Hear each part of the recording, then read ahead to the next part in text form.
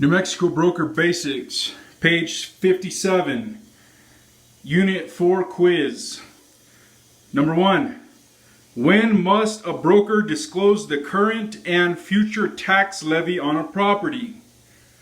A. When taking the listing. B.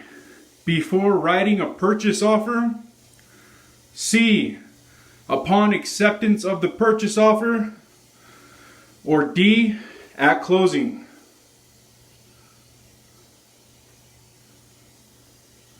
The answer is B. Before writing a purchase offer.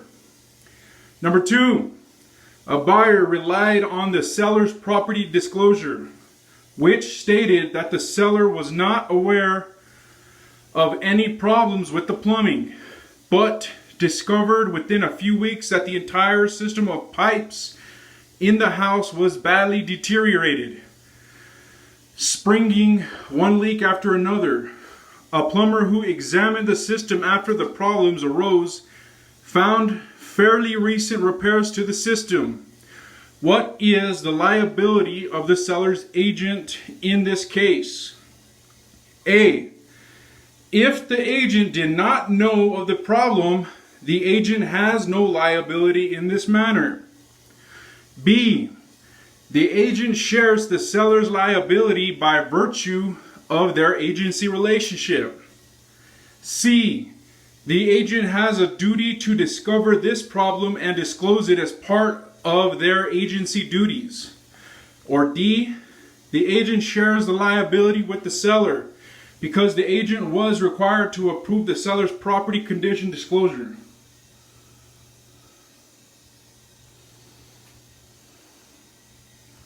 The answer is A.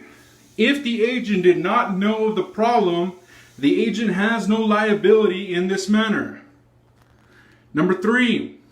The New Mexico Environmental Improvement Board requires the inspection of a property's on-site wastewater system upon A.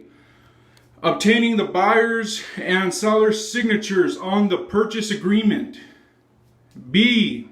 The seller's listing the property for sale. C. The funding of the transaction. Or D. Any transfer of ownership of the property.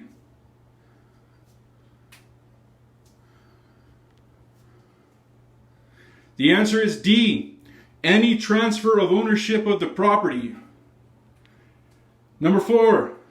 After July 1st, 2004, most changes of residential ownership in New Mexico require disclosure of sales price information for the property.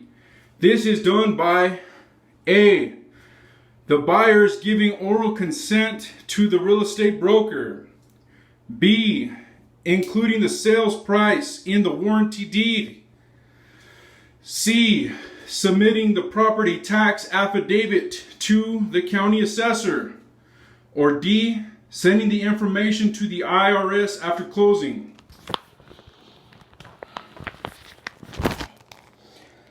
The answer is C.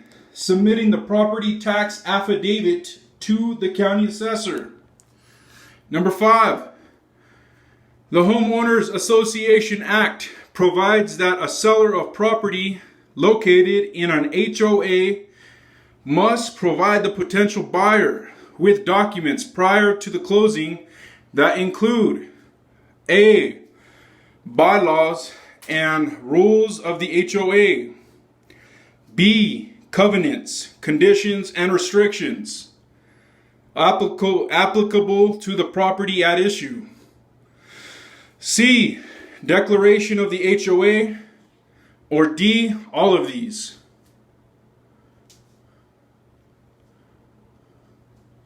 The answer is D. All of these. Number 6. The inspection and certification of a property's on-site wastewater system must be done A. 90 days prior to the date of recordation of the deed. B. 130 days prior to the date of recordation of the deed.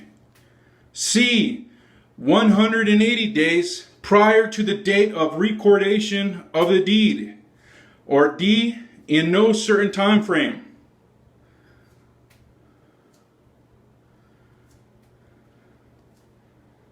The answer is C, 180 days prior to the date of recordation of the deed. Number 7, how many days prior to closing must the seller provide the buyer with a disclosure certificate from the HOA? A, 7 days. B, 10 days. C, 12 days. Or D, 15 days.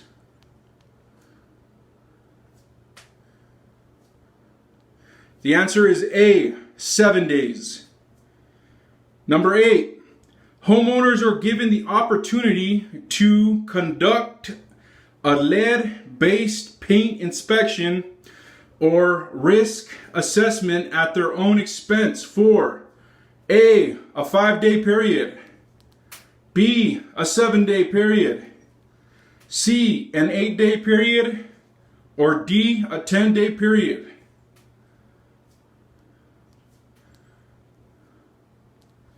The answer is D, a 10-day period.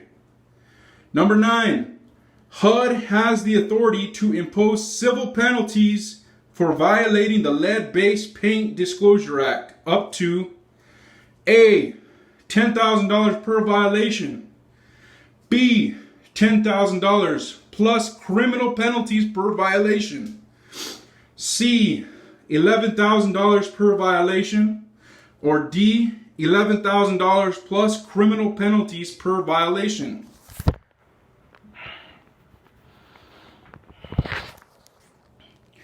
The answer is C, $11,000 per violation.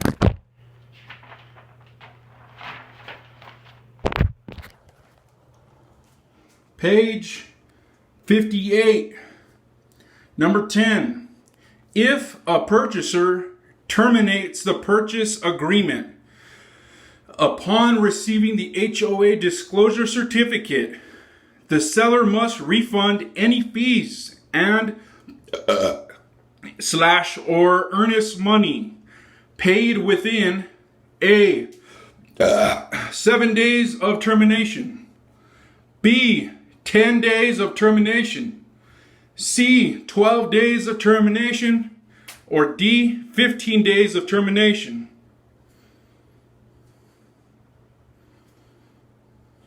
The answer is D, 15 days of termination.